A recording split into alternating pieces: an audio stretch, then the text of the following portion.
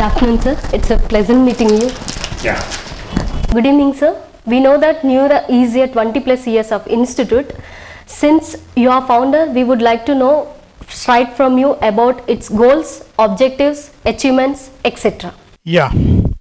New Era is an institute of 20 plus years of history. New ఇరాకు సంబంధించినంత వరకు ఖమ్మం జిల్లా ఎడ్యుకేషన్ హిస్టరీలో చాలా చాలా ఇంపార్టెంట్ ఈవెంట్స్ న్యూ ఇరా చుట్టూ సరౌండ్ అయి ఉన్నాయి. New Era is the path breaker. New Era is the trend setter in many areas. New Era is the pioneer in many aspect. New Era 20 years of excellence హిస్టరీగా ఉంది కలిగి. New ఇరా ఈ జర్నీలో, long జర్నీలో అనేక ఆటుపోట్లు చూసింది, అనేక విజయాలు చూసింది. వేలాది మంది విద్యార్థులకు ఈ జిల్లాలో విద్యను, చాలా క్వాలిటీ విద్యను అందించింది. నాకు తెలిసి యునైటెడ్ స్టేట్స్ ఆఫ్ అమెరికా యుఎస్ఏలో ఉన్న 50 రాష్ట్రాలలో న్యూ ఇరా విద్యార్థులు ఇవాళ ప్రతి చోట కూడా పనిచేస్తూ ఉన్నారు. అలాగే జిల్లా విద్యా చరిత్రలో కూడా న్యూ ఇరా అనేక మార్పులకు స్వీకారం చుట్టింది. It has been the trend setter. It has been the pioneer in education, school education. IIT foundation కావచ్చు, లేకపోతే 10th క్లాస్ రిజల్ట్స్ కావచ్చు, లేకపోతే కరిక్యులర్ యాక్టివిటీస్ మీద ఉండే ఫోకస్ కావచ్చు, ఇలా స్కూల్ ఎడ్యుకేషన్లో అన్ని విషయాలకు సంబంధించి న్యూ ఇరాకు ఒక మార్క్ ఉంది. న్యూ ఇరా ఒక యునిక్ స్టైల్ కలిగి ఉంది. న్యూ ఇరా కాంట్రిబ్యూషన్ కూడా అంతే అద్భుతంగా ఈ జిల్లాలో కొనసాగింది. అందువల్ల న్యూ ఇరా ఖచ్చితంగా ఎడ్యుకేషన్లో విప్లవాత్మకమైన మార్పులకు సెంటర్గా ఈ జిల్లాలో నిలబడింది. What do you think are the USPs of New Era? There are plenty of USPs to New Era. Not only one or two. In fact, it depends on the year and the context and the challenges of education system and the years also in which students study. వాస్తవానికి ఈరోజు అయితే ఒక పక్క reading అనేది ఒక పెద్ద ఛాలెంజ్గా ఉంది వాళ్ళ సమాజంలో. రీడింగ్ అనేది ఎంత పెద్ద ఛాలెంజ్గా ఉంది అనే విషయాన్ని కూడా గ్రహించలేనంత స్థాయిలో ఉంది వాళ్ళ. there has been a lot of focus on IIT and medical foundation courses. Already చాలా పెద్ద ఎత్తున అది ఎక్స్ప్లాయిట్ చేయబడతానే ఉన్నాయి. But still not in the right direction, not in the right amount of pace. Again, it is also to be re-examined. That focus is also to be re-examined. అవే కాకుండా ఇంకా there are so many issues. Pre primary curriculum ఒక పెద్ద issue ఇవాళ తెలుగు విద్యా విధానానికి సంబంధించి చూసుకున్నప్పుడు తెలుగు రాష్ట్రాలలో. అట్లాగే ఈవెన్ ప్రైమరీ కరికులంలో కూడా స్కిల్ సెట్ ఉండాలి. స్టూడెంట్కి 10th క్లాస్ లీవింగ్ టైంకి ఏ స్కిల్ సెట్ ఉండాలి, ఈ స్కిల్ సెట్ కరెక్ట్గా ఎట్లా ఉండాలి, టెస్ట్ స్కోర్స్ మీద ఎంత ప్రాధాన్యత ఉండాలి, ఎథిక్స్, మోరల్ వాల్యూస్, కల్చర్, వీటికి సంబంధించిన ఫోకస్ ఎలా ఉండాలి, వీటన్నిటి మీద కూడా ఒక పెద్ద ఎత్తున చర్చ జరగాల్సిన సందర్భంలో మనం ఉన్నాము. వీటిని దృష్టిలో పెట్టుకునే న్యూ ఇరాలో డెఫినెట్గా ఒక రీడింగ్ ఫోకస్ ఉంది. ఐఐటి మెడికల్ ఫౌండేషన్ ఫోకస్ ఉంది. కరిక్యులర్, ఎక్స్ట్రా కరిక్యులర్ యాక్టివిటీస్కి డ్యూ వెయిటేజ్ ఇచ్చాము. ప్రీ ప్రైమరీ దగ్గర నుంచి మొదలుకొని దేని సెట్ ఆఫ్ గోల్స్ దానికి, దేని స్కిల్ సెట్ దానికి ఏర్పాటు చేసుకున్నాము. అందుకు అనుగుణంగానే ఈ అకాడమిక్ ఇయర్ను, క్యాలెండర్ని నడిపించేటువంటి పనిలో న్యూ ఇరా తనదైన ముద్ర వేసుకుని ముందుకు సాగుతోంది. Can you brief us about its reading program? Reading programme గురించి చాలా చెప్పాల్సిన అవసరం ఉందమ్మా. ఎందుకంటే this is the most neglected area right now in education system. Heavy concentration of teachers, parents, everyone is on getting higher and higher marks. ఎంతసేపటికి పరీక్షలలో ఎన్ని మార్కులు వస్తున్నాయి అని చూస్తున్నారే కానీ తమ పిల్లలు ఎంత బాగా చదవగలుగుతున్నారు, ఏం చదవగలుగుతున్నారు అనేటువంటి అంశాల మీద పూర్తిగా ఫోకస్ పోయింది. రీడింగ్ ఫోకస్ అనేది ఇవాళ ఇన్ ఎనీ లాంగ్వేజ్ అంటున్నాను నేను, not only in English, it could be in Telugu, it could be in English, it could be in Hindi, in any language that you study or that you have some kind of acquaintance. ఆ focus లేకపోవటం మూలంగా ఏం జరుగుతోంది అంటే text బుక్స్లో ఉండే కంటెంట్ని పిల్లలు మెమరైజ్ చేయటం, దాన్ని ఎక్స్ప్లాయిట్ చేస్తూ వచ్చేటువంటి ఎగ్జామినేషన్ పేపర్ని దృష్టిలో పెట్టుకొని ప్రిపరేషన్లో ఉండటం, అది ఎగ్జామినేషన్ అయిపోగానే దాని గురించి మర్చిపోవడం, ఇదే ఇవాళ ఉన్నటువంటి ఎడ్యుకేషన్ సిస్టంలో ఉన్న పరిస్థితి ఇవాళ. దీనికి చాలా భిన్నమైనటువంటి వ్యవహారం జరగాల్సి ఉంది యాక్చువల్గా. రీడింగ్ ఫోకస్ ఉంటే ఏం జరుగుతుందంటే, yes, you would be able to read your great books.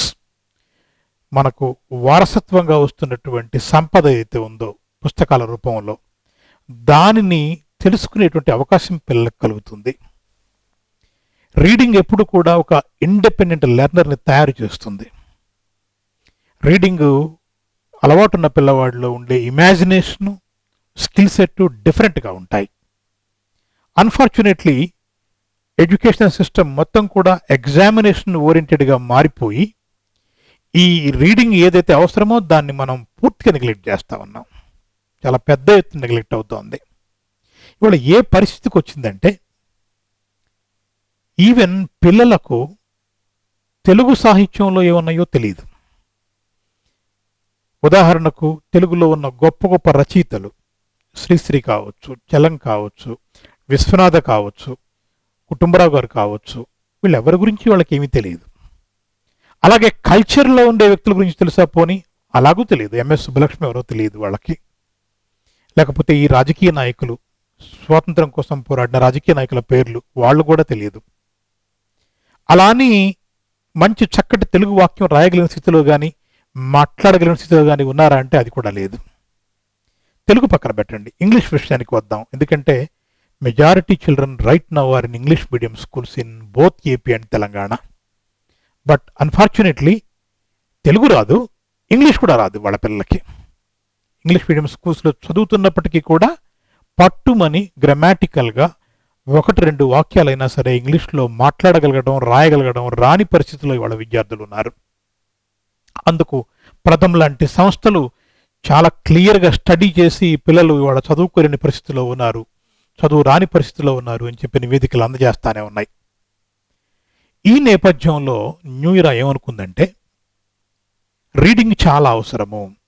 Reading apart from your examinations, yes there is importance for examinations, but apart from examinations reading focus ఎలా ఉండాలి అని అంటే, పిల్లలకు ఒక ఇంట్రెస్ట్ కల్టివేట్ కావాలి, తనకు తానుగా బుక్ రీడింగ్లోకి వెళ్ళాలి.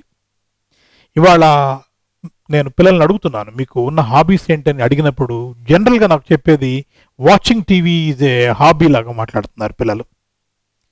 Watching TV is a hobby కాదు ఇవాళ. అది వాచింగ్ టీవీ అనేది ఇవాళ ఖచ్చితంగా ఒక నిన్ను పొసెస్ చేసేటువంటి ఒక అంశంగా మారిపోయి నీ డ్రాయింగ్ రూమ్లోకి వచ్చేసింది, విచ్ యూ కెనాట్ ఎస్కేప్.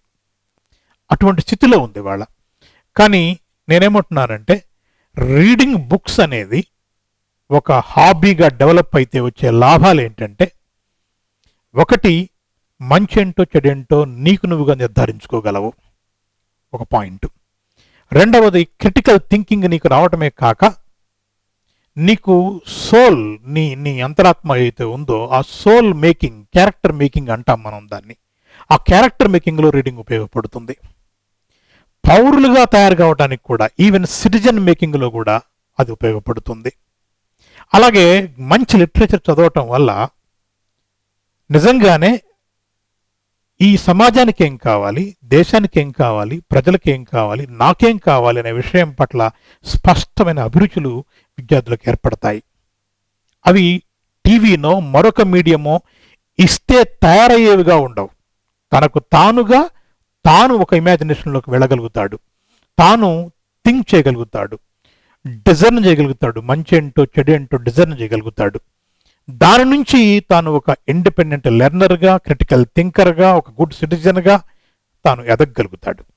అటువంటి అద్భుతమైన క్వాలిటీస్ ఉన్న రీడింగ్ని నెగ్లెక్ట్ చేయకూడదనే ఉద్దేశంతో న్యూ ఇయర్లో ఏం చేశామంటే, ఒకటి లైబ్రరీని ముందు బ్రహ్మాండంగా మేము పరిపుష్టం చేశాము. లేటెస్ట్ బుక్స్ 2015-16లో రాయబడ్డ పుస్తకాలతో సహా ఇవాళ ఒక 5,000 పైచులకు పుస్తకాలు న్యూ ఇయర్ లైబ్రరీలో ఉన్నాయి.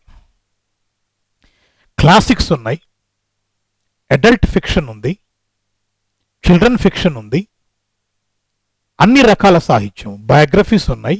వీటన్నిటిని కూడా మేము ఏం చేస్తామంటే, ప్రతి అకాడమిక్ ఇయర్లో ప్రతి student not less than 3 books other than his text books, other than his school books చదవాలి.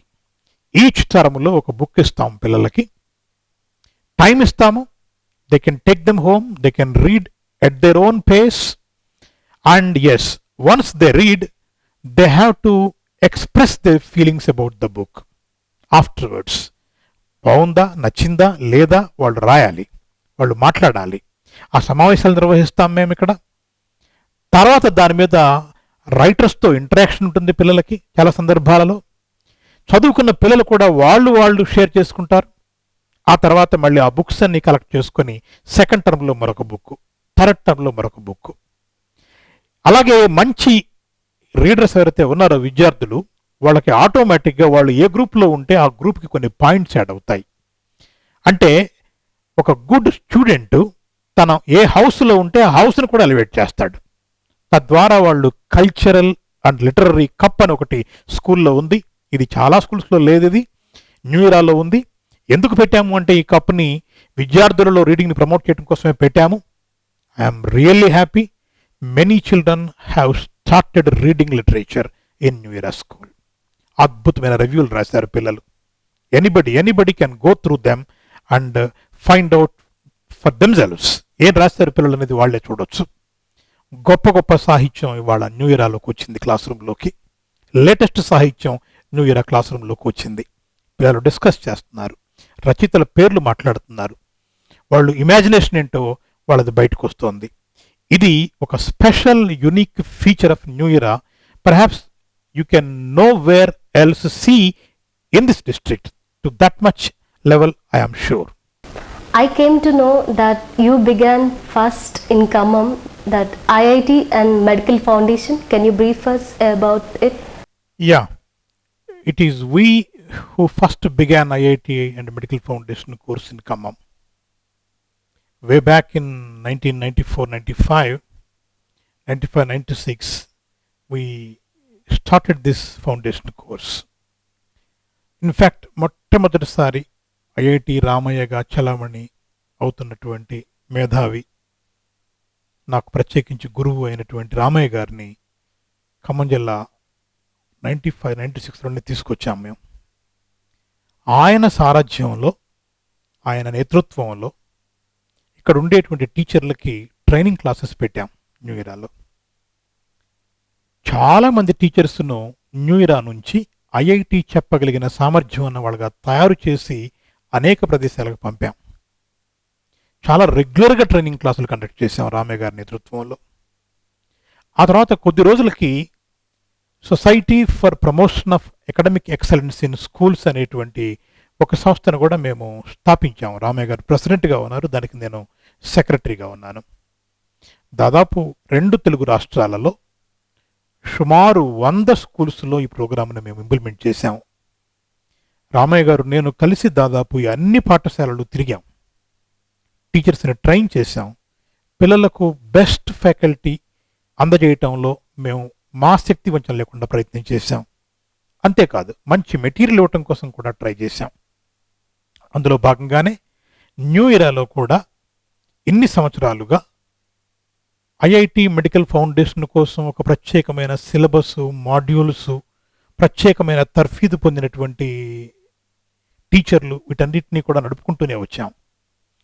దాని మూలంగానే చాలామంది విద్యార్థులు న్యూ ఇయర్ నుంచి ఐఐటీలలో ఉన్నారు. నాకు తెలిసి అన్ని ఐఐటీలలో న్యూ ఇయర్ విద్యార్థులు ఉన్నారు.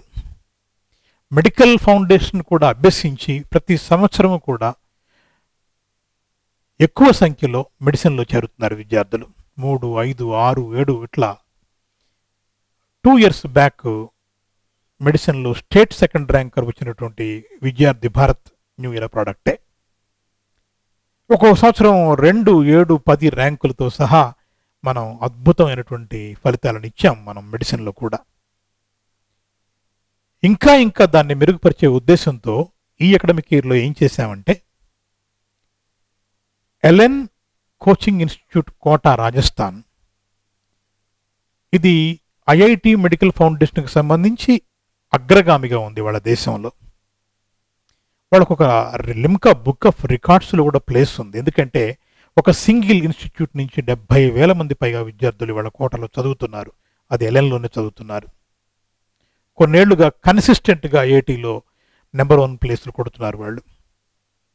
వారితో ఒక ఫ్రాంచైజ్, ఒక అగ్రిమెంట్కి వచ్చాం మనం.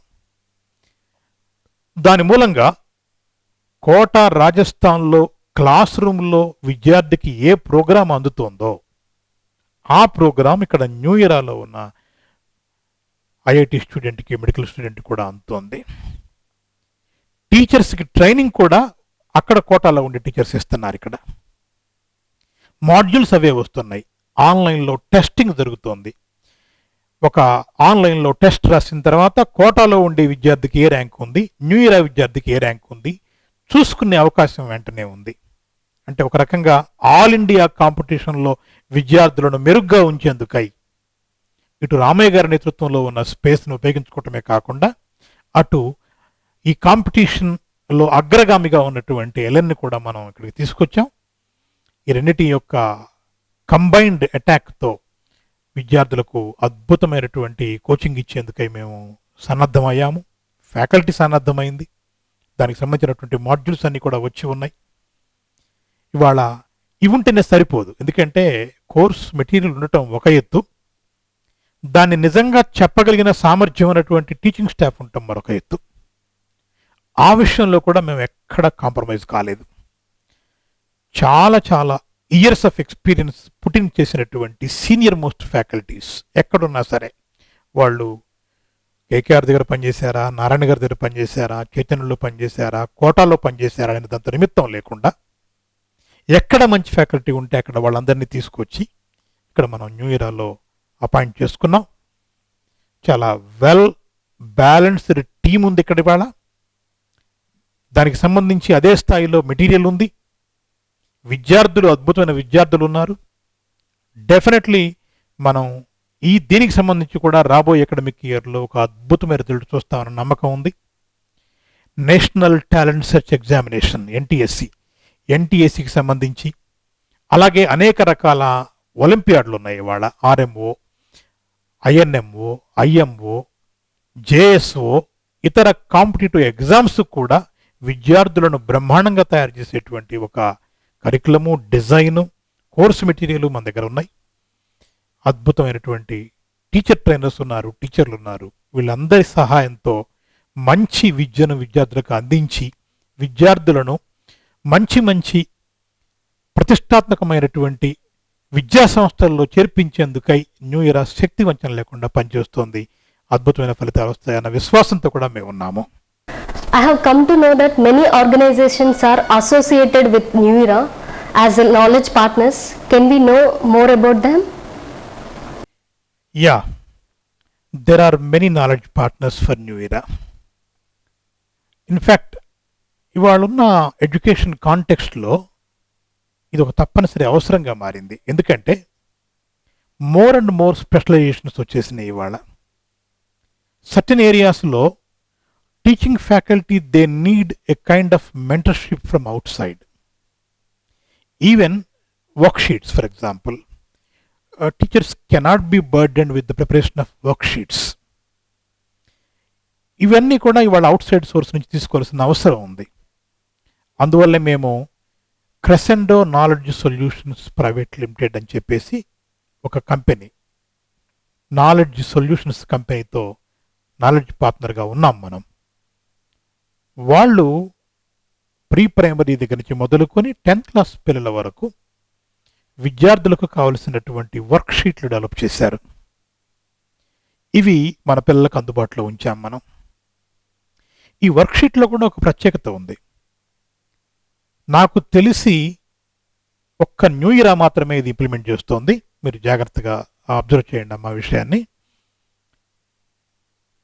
జనరల్గా డైరీలలో పిల్లలకు రీడ్ అండ్ రైట్ అని రాసేసి ఏవో క్వశ్చన్స్ అండ్ ఆన్సర్స్ నెంబర్స్ వేసి విద్యార్థులకు పంపుతారు టీచర్స్, లేదా డూ దీస్ సమ్స్ అని రాస్తారు.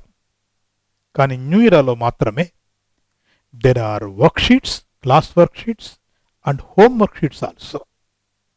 హోమ్ వర్క్ షీట్ అంటే ఇంటికి వెళ్ళిన తర్వాత విద్యార్థి తనకు దొరికిన ఖాళీ సమయంలో ఏ మేరకు రీడింగ్ యాక్టివిటీ చేయాలి, ఏ మేరకు రిటర్న్ యాక్టివిటీ చేయాలి అనేది కూడా ముందుగానే డిసైడ్ చేయబడుతుంది. ఆ రకంగా వర్క్షీట్ ప్రిపేర్ అయి ఉంటుంది ముందుగానే. తనకు వీలైన సమయంలో తాను వాటిని పూర్తి చేసుకుంటూ ఉండాలి. తిరిగి మళ్ళీ అపాయింటెడ్ డే అండ్ టైంకి వాటిని సబ్మిట్ చేయాలి పిల్లలు. అంతేగాని చాలా వేగ్గా ఉండే హోంవర్క్ ఇచ్చే పద్ధతి న్యూ ఇయర్లో లేదు. ఇది first of it's kind in entire state. I haven't seen homework sheets being given in any other institution. We are doing it and yes, we are getting very good positive results about it. ఎందుకంటే ఏ లెక్కను తను తిరిగి మళ్ళీ తను జ్ఞాపకం ఉంచుకోవటం కోసం మళ్ళీ చేయాలి, ఏ లెక్కను ఒక ఛాలెంజ్గా తీసుకొని ప్రాబ్లమ్ సాల్వింగ్ స్కిల్ని పెంచుకోవటం కోసం అటెంప్ట్ చేయాలి, ఏ లెక్కను తన స్థాయికి మించిందా తగ్గిందా టెస్ట్ చేసుకోవాలి. వీటన్నిటినీ కూడా క్రోడీకరించి ఒక వర్క్షీట్లో ఇవ్వబడుతున్నాయి. అలాగే రిటర్న్ యాక్టివిటీ కూడా అంతే. ఇతర సబ్జెక్ట్స్లో కూడా టెక్స్ట్ బుక్ దాటి బియాండ్ టెక్స్ట్ బుక్, అలాగే లైఫ్ కాంటెక్స్ట్కి అప్లై చేసిన క్వశ్చన్స్, ఇవన్నీ కూడా హోంవర్క్ షీట్లో ఉంటున్నాయి. అంటే హోంవర్క్ షీట్ ప్రిపరేషన్లోనే lot of R&D is going in. చాలా అద్భుతమైన రీసెర్చ్ లోపలికి వెళ్తోంది. దాని మూలంగా బయటకు వచ్చిన వర్క్షీట్ పిల్లాడి ఇంటికి వెళ్తుంది. పిల్లడు తాను స్వయంగా అటెంప్ట్ చేస్తాడు. రాలేదు, nothing to worry. Next day class రూమ్కు వచ్చి క్లాస్ టీచర్తో షేర్ చేసుకుంటాడు. అక్కడ మళ్ళీ వాళ్ళు డిస్కస్ చేస్తారు, దానికి సొల్యూషన్ అరైవ్ అవుతారు. అంతేగాని హోంవర్క్ షీట్ ఇచ్చిందంతా చేయాలనేటువంటి నిబంధన ఏమీ లేదు. అంటే హోంవర్క్స్ అన్నీ ఎట్లా తయారయ్యాయంటే ఈరోజు మార్కెట్లో మీరు ఇచ్చే వర్క్ షీట్లు, మీరు ఇచ్చేటువంటి వర్క్ లోడు మళ్ళీ పిల్లలు ఇంటికి వెళ్ళి ఇంకొక హోమ్ ట్యూషన్ని పెట్టుకొని మళ్ళీ ఆయన చేత చెప్పించుకునేటువంటి ఒక దౌర్భాగ్య పరిస్థితి వాళ్ళ ఉంది. కానీ న్యూ ఇయర్ విద్యార్థులకు అవసరమే లేదు. They do it in the classroom as classroom worksheets and on the same subject, on the same content they get their homework sheets. Yes, these homework sheets definitely they challenge them, they test them. వాళ్ళని test చేస్తాయి గ్యారంటీగా. Again they bring that insights into the classroom and there is teacher to discuss with them. ఇది crescendo వల్ల మనం చేస్తున్నాము. టీచర్స్కి రెగ్యులర్గా training జరుగుతుంది క్రెసెండో తోటి. ఇది ఒక ఎత్తు. అలాగే we have been associated with NIT also. NIT కంప్యూటర్స్కి సంబంధించి NIT హిస్టరీ గురించి మీ అందరికీ తెలుసు. వాళ్ళకు ఒక ల్యాండ్ మార్క్ క్లియర్గా. NIT అనేది ఒక గుర్తింపు పొందిన కంప్యూటర్ ట్రైనింగ్ సంస్థ. వాళ్ళతో మనం అసోసియేట్ అయ్యాం. పిల్లలు ప్రతి స్టూడెంట్ కూడా తన కోర్స్ వర్క్ పూర్తి చేసిన తర్వాత డైరెక్ట్గా NIT నుంచే తాను ఈ కోర్స్ పూర్తి చేసినట్టు ఒక సర్టిఫికేట్ కూడా పిల్లాడికి వస్తుంది వాళ్ళ. అంటే మామూలుగా బయట అయితే ఇదే NIT సర్టిఫికేట్ కోసం మీరు 4 నెలల్లో 5 నెలల్లో 6 నెలల్లో ఒక ఇన్స్టిట్యూట్కి వెళ్ళి చదువుకోవాలి, హ్యూజ్ అమౌంట్స్ పే చేయాలి, then you have to take a test and then get the certificate.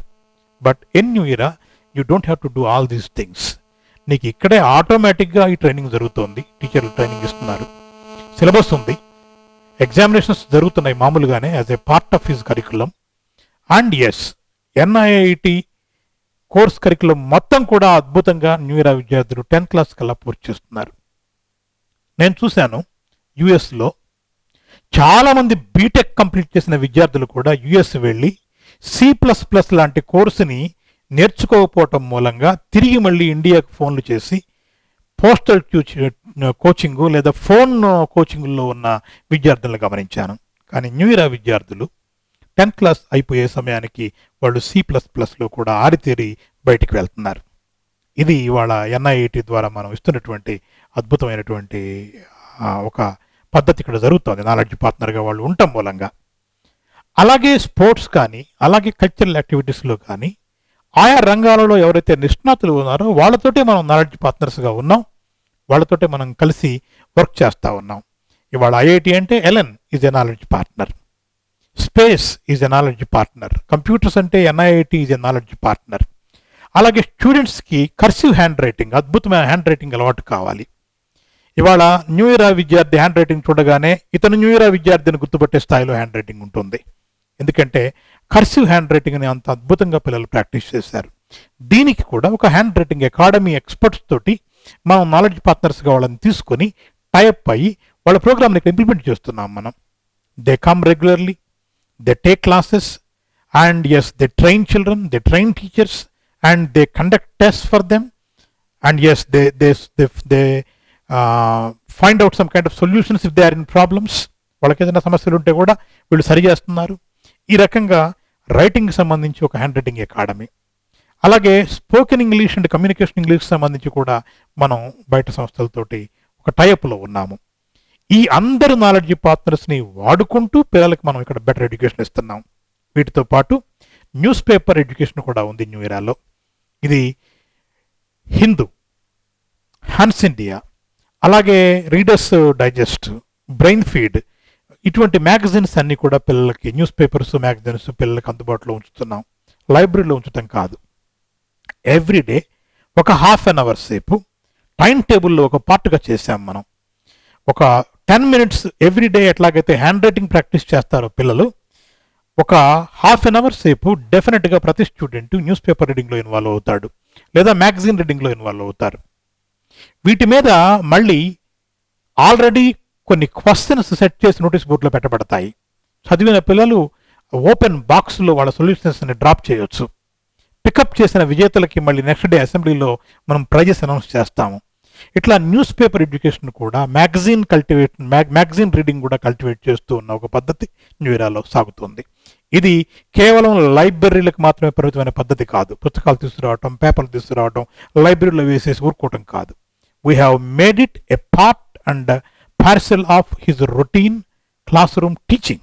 అది న్యూ ఇయర్లో మాత్రమే జరుగుతోంది. A short while ago you spoke about pre-primary curriculum. What is this? Do we really need it?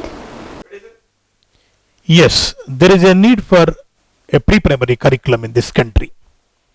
So far, private స్కూల్స్లో ఏదో curriculum నడుపుతున్నారు, కానీ both state and central గవర్నమెంట్స్కి సంబంధించినంత వరకు ఎడ్యుకేషన్ పాలసీలో ప్రీ ప్రైమరీకి చోట్లేదు ఇవాటి వరకు. ఇది ఒక అన్ఫార్చునేట్ థింగ్. ఎందుకంటే ఆల్ ఓవర్ ద వరల్డ్ 2+ నుంచి విద్యార్థులకు సంబంధించి ఏదో ఒక కరికులం డిజైన్ చేయబడి ఉన్నాయి. 3+, 4+, 5+. అంటే ప్రీ ప్రైమరీ ఎడ్యుకేషన్ని ఎంతో కొంత వాళ్ళు వ్యవస్థీకృతం చేశారు. అది ఇండియాలో లేదు. దాని మూలంగా ఏం జరుగుతుందంటే, ఎవరికి తోచిన పద్ధతుల్లో వాళ్ళు ఇక్కడ ఉండేటువంటి ఆ ఇన్స్టిట్యూట్స్ తమకు తోచిన పద్ధతిలో వాళ్ళు పుస్తకాలు పెట్టుకొని ఏవో చెప్పుకుంటున్నారు తప్పితే కరికులం లాగా ఒక సెట్ ఆఫ్ గోల్స్తో ప్రీ ప్రైమరీ లేదు. ఇది యాక్చువల్గా గమనించాం మేము. గమనించి న్యూ ఇయర్లో ఎలా చేయాలి ప్రీ ప్రైమరీని అనుకున్నప్పుడు, ప్రీ ప్రైమరీ విద్యార్థులకు అసలు ఏం కావాలి అనే దాని మీద డిఫరెంట్ కరికులాన్ని మేము స్టడీ చేసాం. ఫిన్లాండ్లో ఏ కరికులం ఉంది, న్యూజిలాండ్లో ఏ కరికులం ఉంది, యుఎస్ఏలో ఏ కరికులం ఉంది, అలాగే ఇండియన్ స్టాండర్డ్స్కి, ఇండియన్ అవసరాలకి సరిపడినట్టుగా ఈ కోర్సుని మనం ఎట్లా డిజైన్ చేసుకోవాలి అనే దాని మీద ఒక ప్రత్యేకమైన అధ్యయనమే చేశాము. చేసి we have come out with our own mission statement for pre primary education. And of course we have come out with our own curriculum goals also. ఎందుకంటున్నానంటే ఎల్కేజీ, నర్సరీ, ఎల్కేజీ, యూకేజీ ఇవన్నీ కూడా చాలామంది అనుకునేది ఏమిటంటే స్కూల్కు అలవాటు చేయడానికి పిల్లల్ని పంపుతాము అని పేరెంట్స్ యొక్క అవగాహన అది. 2 గంటలో 3 గంటలో అలవాటు చేయడానికి పంపుతాము, నెమ్మదిగా ఫస్ట్ క్లాస్ వచ్చేసరికి కుదురుకుంటాడు పిల్లాడు క్లాసుల్లో అని అనుకుంటున్నారు. కానీ చాలా తప్పుడు అవగాహన. ఎందుకంటే తన సెల్ఫ్ నుంచి క్రమక్రమంగా పిల్లవాడు అజ్ అనే ఫీలింగ్లోకి వచ్చి అక్కడి నుంచి సొసైటీలోకి వచ్చి సోషల్ హ్యూమన్ బీయింగ్గా తాను తాను ఐడెంటిఫై చేసుకునేటువంటి ఒక పద్ధతి ఖచ్చితంగా ఇక్కడ జరగాలి. దానికి అనుగుణంగానే మనం విద్యా వ్యవస్థని తీర్చిదిద్దాలి. ప్రీ ప్రైమరీలో అది జరగాలి అని అంటే దానికి ఒక సెట్ ఆఫ్ గోల్స్ ఉండాలి. 8 ఏరియాస్ని మేము ఐడెంటిఫై చేసాం ప్రీ ప్రైమరీ విద్యార్థుల కోసం. అంటే వాళ్లకు కావలసినటువంటి నంబర్ నాలెడ్జ్ ఎంత ఉండాలి, న్యూమరసీ అంటాం దాన్ని, లిటరసీ ఏ స్థాయిలో ఎంత ఉండాలి, ఎథికల్ ఫీలింగ్స్ ఏ స్థాయిలో ఉండాలి, అట్లాగే వాళ్ళ యొక్క హెల్త్ ఆస్పెక్ట్లో ఏ స్థాయిలో ఉండాలి, డెఫిషియన్సీస్ని ఎలా గుర్తుపట్టాలి, డీవియేషన్స్ని ఎలా గుర్తుపట్టాలి. ఎందుకంటే అన్ని కుటుంబాలు ఆనందకరంగా ఉంటాయని అనుకోవడానికి వీల్లేదు. చాలాసార్లు పిల్లలు ఫ్రాక్చర్డ్ ఫ్యామిలీస్ నుంచి, బ్రోకెన్ ఫ్యామిలీస్ నుంచి, క్రైసిస్ ఉన్న ఫ్యామిలీస్ నుంచి కూడా ఎడ్యుకేషన్ కోసం వస్తారు. వచ్చినప్పుడు చాలా చిన్న దశలోనే మనం వాళ్ళని ఐడెంటిఫై చేయగలిగితే డెఫినెట్గా మార్పులు వస్తాయి పిల్లల్లో. వాళ్ళ విద్యా విధానం అనర్గళంగా ఎటువంటి అంతరాయం లేకుండా సాగిపోతుంది. లేనట్లయితే చాలా ప్రాబ్లమాటిక్గా ఎడ్యుకేషన్ తయారవుతుంది.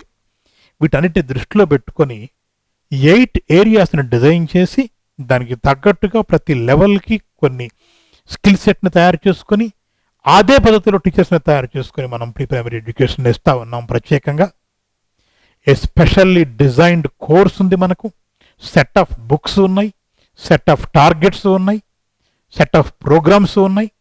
వీటన్నిటిల్లో కావలసిన స్థాయిలో వాళ్ళకి కావలసిన అర్హతలను తీసుకొచ్చి పూర్తి స్థాయిలో ప్రీ ప్రైమరీ ఎడ్యుకేషన్ని మనం న్యూ ఇయరాలో ఒక సైంటిఫిక్గా రేషనల్గా అందిస్తూ ఉన్నాం.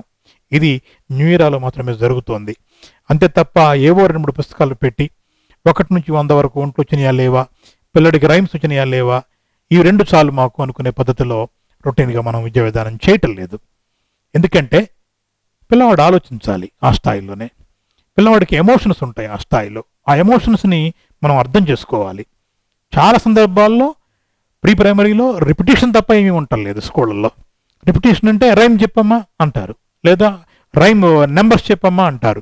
రిపిటేషన్ కాదు కావాల్సింది. You have to capture their emotions, you have to navigate their emotions, you have to form character ఇవ్వాలి వాళ్ళకి. ఎలా పంచుకోవాలి, ఎలా షేర్ చేసుకోవాలి, తోటి విద్యార్థితో ఏం షేర్ చేసుకోవాలి, సెల్ఫ్ సెంటర్డ్నెస్ ఎలా పోగొట్టుకోవాలి, ఈ ఎథిక్స్ అన్ని కూడా అక్కడే ఇవ్వాలి. వాళ్ళ హెల్త్ కాన్షియస్నెస్ రావాలి అక్కడే వాళ్ళకి. అట్లాగే చదువుతున్న విషయాల మీద అవగాహన రావాలి, ప్రకృతి మీద అవగాహన రావాలి. ప్రకృతిలోకి వెళ్ళాలి పిల్లలు, క్లాస్ రూమ్స్లో మాత్రమే ఉండకూడదు. They have to frequently go out and observe nature, ప్రకృతిని స్టడీ చేయాలి. ఇలా ఉండాలి తప్పితే ప్రీ ప్రైమరీ ఎడ్యుకేషన్ అనేది ఏదో కూర్చోబెట్టి 4 ఒళ్ళ వేయించే పద్ధతి కాదు. దానికి భిన్నంగా న్యూ ఇయర్లో మనం ప్రీ ప్రైమరీ ఎడ్యుకేషన్ నిర్వహిస్తూ ఉన్నాం. Government of Telangana introduced CCA and project-based learning. How are you taking it up in New Era? Yes, government of Telangana CCA introduce చేసింది. CCA continuous and comprehensive evaluation, CCE assessment, continuous comprehensive assessment. ఇది CBSE స్కూల్స్లో చాలా కాలం నుంచి ఉంది. Government of Telangana దీన్ని ముందుగా adapt చేసుకుంది. ఈ సిస్టమ్ వచ్చి ఇప్పుడు ఇది 2 years అయిపోయింది. 2 batches బయటికి వెళ్ళినాయి ఈ సిస్టంలో. ఇది చాలా మంచి ఆలోచన, వినూత్నమైన ఆలోచన. కానీ అన్ఫార్చునేట్లీ గవర్నమెంట్ సెక్టార్లోను ప్రైవేట్ సెక్టార్లోను ఇప్పటిదాకా దీనికి పూర్తిగా అడాప్ట్ కాలేదు అని అనిపిస్తుంది నాకు. టీచర్స్ అడాప్ట్ కాలేదు, పిల్లలు అడాప్ట్ కాలేదు, పేరెంట్స్కి విషయాలు తెలియవు. దాని మూలంగా ఇంకా మనం ఇంప్లిమెంటేషన్లో అనుకున్నంత వేగంతో ముందుకు వెళ్ళటం లేదు ప్రభుత్వం కూడా. కానీ న్యూ ఇయరాలో గత కొంతకాలం నుంచి దీనికి సంబంధించిన ప్రిపరేషన్ జరుగుతూ ఉంది. దాని మూలంగా ఇక్కడ CCE లేదా CCA ఇది ఏ 10th క్లాస్లోనో 9th క్లాస్లోనో స్టార్ట్ కాల. Right from class 1 first class నుంచి ఇక్కడ సిసిఏ సిస్టమ్ని మనం అమలు చేస్తూ ఉన్నాం. దీని మూలంగా ఏమిటి అని అంటే రొటీన్ క్వశ్చన్స్కి మగ్ చేసి బట్టి రాసే క్వశ్చన్స్కి చోట్లేదు. ప్రతి క్వశ్చన్ పేపర్లో కొత్తదే, వచ్చిన క్వశ్చన్ మళ్ళీ రిపీట్ కాదు. అయినప్పటికీ పిల్లలు రాయాలి అంటే సబ్జెక్ట్ మీద పట్టు ఉండాలి. అందుకోసం కంటెంట్ని డిస్కస్ చేస్తాం, అనేక కోణాల నుంచి దాన్ని అబ్జర్వ్ చేస్తాం, చీల్చెండెడతారు సబ్జెక్ట్ని. అల్టిమేట్గా ఏది అడిగినా సరే దాంట్లో నుంచి వాళ్ళు ఆన్సర్స్ రాయగలిగే స్థితికి పిల్లల్ని తీసుకెళ్తాం. ఇది ఒక పార్శ్వం. అలాగే from day 1 to the last day on which they write their examinations, పరీక్షలు రాసే చివరి రోజు వరకు కూడా పిల్లలు ప్రతిరోజు క్లాస్ రూమ్స్లో అసెస్ చేయబడుతూనే ఉంటారు. అనేక రకాలుగా నోట్స్ రాసుకునే పద్ధతి కావచ్చు, లేదా ఒక టాపిక్ ఇచ్చినప్పుడు రిఫ్లెక్ట్ చేసుకుని దాని మీద ఎలా మాట్లాడుతున్నారు, ఎలా రాస్తున్నారు అని చూడటం కావచ్చు, హోంవర్క్ కావచ్చు, స్లిప్ టెస్ట్ కావచ్చు, ప్రాజెక్ట్స్ కావచ్చు. వీటన్నిటి ద్వారా విద్యార్థులను అసెస్ చేస్తున్నాం మనం. ఇక్కడ వీటిల్లో కూడా అన్ఫార్చునేట్లీ ఏం జరుగుతుందంటే ప్రాజెక్ట్స్ అనేసరికి చాలా సందర్భాలలో ఏదో ఒక ఇంటర్నెట్లో నుంచి డౌన్లోడ్ చేసుకొని కట్ అండ్ పేస్ట్ పద్ధతిలో ప్రాజెక్ట్స్ తయారు చేసే ఒక ధోరణి వాళ్ళ రాష్ట్రం మొత్తం ఉంది. ఇంటర్మీడియట్లో ప్రాక్టికల్స్కి ఏ గతి పట్టించారో మన విద్యా వ్యవస్థలో రాను ఈ ప్రాజెక్ట్స్ కూడా అదే గతి పట్టించే పరిస్థితి వస్తుంది. కానీ న్యూ ఇరాలో అలా కాదు. Projects they are a very serious matter in New Era. ఎందుకంటే ప్రాజెక్ట్స్లో రకరకాలు ఉంటాయి. ఇంటర్నెట్ బేస్డ్ ప్రాజెక్ట్స్ ఉండొచ్చు ఇన్ఫర్మేషన్ కోసం. ఒక్కోసారి ఫీల్డ్ సర్వే చేయాల్సి వస్తుంది. పిల్లలు సర్వే చేయాలి, గ్రూప్గా చేయాలి ఒక యాక్టివిటీగా. దాని నుంచి కొన్ని కంక్లూజన్స్ లాక్కు రావాలి. కంక్లూజన్స్ మళ్ళీ ఎవరి కంక్లూజన్స్ వాళ్ళవే ఉంటాయి. అట్లా టాపిక్స్ని ఫీల్డ్ సర్వే కోసం ఇస్తాం. ప్రాక్టికల్గా వీళ్ళు చేయాల్సినవి ఉంటాయి కొన్ని, వాటి కోసం ప్రాజెక్ట్స్ డిజైన్ చేస్తాం. ఒక్కోసారి ఆర్చీవ్స్లోకి వెళ్ళి మెటీరియల్ కలెక్ట్ చేయాలి, వాటి కోసం ప్రాజెక్ట్స్ డిజైన్ చేస్తాము. ఎన్విరాన్మెంటల్ స్టడీస్ కోసం వెళ్ళాల్సి వస్తుంది, ఫ్యాక్టరీస్ని విజిట్ చేయాలి, పొల్యూషన్ విజిట్ చేయాలి, ఎలా ఉంది ఏమిటి పలానా చోట అనేది. ఇది వీటికి సంబంధించినటువంటి స్టడీస్ కూడా చేయాలి, ఇవి చేస్తాము. అట్లాగే different historical spots, biological prominence ఉన్నటువంటి స్పాట్స్ పిల్లల్ని తీసుకువెళ్తాము. స్టడీ టూర్స్ ఉన్నాయి as a part of this education. ఇవన్నీ కలబోసి చేసేదే ప్రాజెక్ట్ బేస్డ్ లెర్నింగ్. కానీ ఏదో ఒకటి ఇచ్చి క్లాసులో ఉన్న 40 మంది పిల్లలకి అదే ఒక ఎగ్జామ్ లాగా తయారు చేసి ఇంటర్నెట్ నుంచి ఏదో ఒక పిల్లవాడు డౌన్లోడ్ చేయగానే అందరూ కలిసి అదే కట్ అండ్ పేస్ట్లో తయారు చేసి టీచర్ ముందు పెట్టి మార్కులు పెంచుకోవటం అనేది ప్రాజెక్ట్ బేస్డ్ లెర్నింగ్ కాదు. ప్రాజెక్ట్ బేస్డ్ లెర్నింగ్ అంటే చాలా సీరియస్ ఎఫైర్. అది ఎవరి ప్రాజెక్ట్ అది వాళ్ళ సొంతం. ఆ పిల్లలు తమ ప్రాజెక్ట్ని తాము సొంతంగా తమ ఆస్తిగా ఫీల్ కావాలి. మేం చేశాం ఇది అనేటువంటి ఒక సెల్ఫ్ ఫుల్ఫిల్మెంట్ రావాలి పిల్లాడికి. ఇది నా కష్టార్జితము, నేను దీన్ని ఇన్సైట్స్ని బయటికి లాగాను అని ఒక ఓనర్షిప్ పిల్లాడికి ఎస్టాబ్లిష్ కావాలి ప్రాజెక్ట్లో. అంతేకాకుండా ఒక ప్రాజెక్ట్ కంప్లీట్ అయిన తర్వాత అంతకుముందు అదే సబ్జెక్టు మీద పెట్టిన ఏ ఎగ్జామ్లోనూ ఆ పిల్లవాడికి రాని ఇన్సైట్స్ ఒక ప్రాజెక్ట్తో ఆ పిల్లడికి వచ్చేసేయాలి. లోతైన అవగాహన రావాలి, దాని మీద కంప్లీట్ కమాండ్ రావాలి. అటువంటి పద్ధతిలో ప్రాజెక్ట్స్ డిజైన్ చేయాలి. అలాగే క్లాస్ రూమ్లో ఉండే 40 మందికి కూడా సేమ్ ప్రాజెక్ట్ ఇవ్వడం అనేది చాలా తప్పు పద్ధతి. రకరకాల ప్రాజెక్ట్స్ ఇవ్వాలి. అందులో కొన్ని నేను చెప్పినట్లు ఇంతకుముందు ఫీల్డ్ సర్వే ఉంటాయి, కొన్ని ఎన్విరాన్మెంట్ ఫోకస్డ్ ఉంటాయి, కొన్ని పొలిటికల్ ఫోకస్తో ఉంటాయి, కొన్ని ఇంటర్నెట్ బేస్డ్ ఉంటాయి, కొన్ని కల్చర్ అండ్ హెరిటేజ్ కోసం ఆర్చీవ్స్కి వెళ్ళి తీసుకురావాల్సినవి ఉంటాయి, కొన్ని ఓల్డ్ పీపుల్తో మాట్లాడి తెలుసుకునేవి ఉంటాయి, సమాజంలో పెద్దల నుంచి తెలుసుకునేవి ఉంటాయి. వీటన్నిటిని కలబోసి మనం ప్రాజెక్ట్ బేస్డ్ లెర్నింగ్ అనాలి తప్ప దాన్ని కూడా మనం ఇవాళ సిస్టమటైజ్ చేసి ప్రాజెక్ట్ బేస్డ్ లెర్నింగ్ కూడా గైడ్లు తయారు చేసి మార్కెట్లో అమ్మే దుస్థితి ఇవాళ ఈ రాష్ట్రంలో దాపురించింది. అది నిజంగా పోవాలి. న్యూ ఇరాలో అటువంటి ఆస్కారం లేకుండా పిల్లలకి రియల్ ప్రాజెక్ట్ బేస్డ్ లెర్నింగ్ ఇస్తా ఉన్నాం మనం. అట్లాగే రిఫ్లెక్షన్స్ కూడా అదే పద్ధతిలో క్లాస్ రూమ్లో చాలా థాట్ ప్రొవోకింగ్గా ఉండే టాపిక్స్ని తీసుకోవడం, లైఫ్ స్కిల్స్తో రిలేట్ అయి ఉండే అంశాలను తీసుకోవడం, దాని మీద రిఫ్లెక్షన్స్ చేయించడం, దాని ద్వారా పిల్లల్ని అసెస్ చేయడం ఒక ప్రోగ్రామ్గా జరుగుతోంది మనకు. అట్లాగే CCA method government of Telangana ఏదైతే పెట్టిందో దాన్ని పూర్తి స్థాయిలో ఫస్ట్ క్లాస్ నుంచి 10th క్లాస్ వరకు 100% స్పిరిట్తో ఇంప్లిమెంట్ చేస్తున్నది న్యూ ఇయర్ మాత్రమే అని నేను చాలా ఆత్మవిశ్వాసంతో చెప్పగలను. ఇది న్యూ ఇయర్లోనే జరుగుతోంది. ఈ పిల్లలు బయటికి వెళ్ళిన తర్వాత చాలా కాన్ఫిడెంట్, ఇండిపెండెంట్, సెల్ఫ్ రిలయంట్ లెర్నర్స్గా మారుతున్నారు. That is the achievement we got from new year. How is your performance in SSC examinations, and at the same time what are you doing in games and sports? Yeah, we have been doing tremendously well in SSC examinations. Particularly after introduction of CCA, result is tremendous. Really, very, very good. Last 2 years లో 10 out of 10 GPA వచ్చిన పిల్లలు last year ఒక 10 students ఉన్నారు, ఈ year ఒక 10 students ఉన్నారు. ఖమ్మం జిల్లా మొత్తం మీద ఈ అకాడమిక్ ఇయర్లో 124 స్టూడెంట్స్ మాత్రమే 10 GPA తెచ్చుకున్నారు. దాదాపు విద్యా సంస్థలు నాకు తెలిసి జిల్లా మొత్తం మీద వందల సంఖ్యలో ఉన్నాయి. అని 10 అంటే ఆల్మోస్ట్ 10% న్యూ ఇయర్కే వచ్చింది. సింగిల్ ఇన్స్టిట్యూట్ అన్ని GPAs తెచ్చుకుంది. ఇక 9.8ల సంగతి అయితే చెప్పనక్కర్లేదు. చాలా పెద్ద సంఖ్యలో 9.8s మనకున్నాయి. ఇన్ని 9.8లు ఉన్న సంస్థ మరొకటి లేదు జిల్లాలో. ఇది కేవలం 220 మంది విద్యార్థులతో సాధించిన ఫీట్ ఇది. Just 220 students. ఇంగ్లీష్ తీసుకుంటే out of every 2 students 1 student got 10 out of 10 in English. It's a kind of state record. ఇది అద్భుతమైన పెర్ఫార్మెన్స్.